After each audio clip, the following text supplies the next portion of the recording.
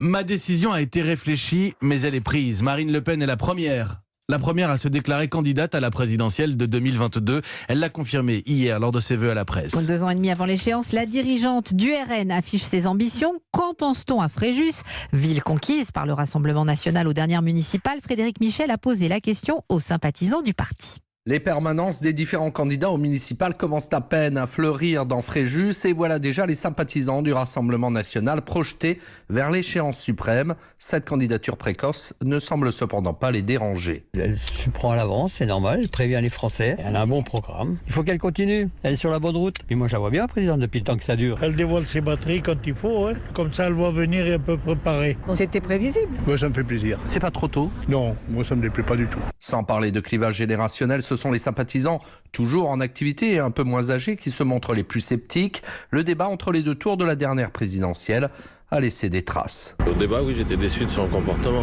Alors, il faut lui laisser une chance. C'était dans la logique des choses, puisque justement, il n'y a pas d'autre en tête de liste, c'est elle la tête de liste. Donc, moi, je voudrais que ce soit Monsieur Rachlin, parce que c'est un très bon maire et c'est quelqu'un vraiment de bien, quoi. Moi, j'aurais préféré que ça soit sa nièce, parce qu'elle a été battue. Une personne qui est battue, c'est jamais bon qu'elle revienne comme ça. Des critiques mesurées, mais 2022, c'est encore loin et certains se rappellent qu'il a fallu que quelques mois au président Macron pour s'imposer. Fréjus, Frédéric Michel, Europe 1. Et à l'opposé de l'échiquier politique, hier soir à Amiens, Jean-Luc Mélenchon, patron des Insoumis, et le député de la Somme, François Ruffin, participaient ensemble à une assemblée générale de cheminots et à une manifestation, occasion de s'en prendre au pouvoir et à la réforme des retraites.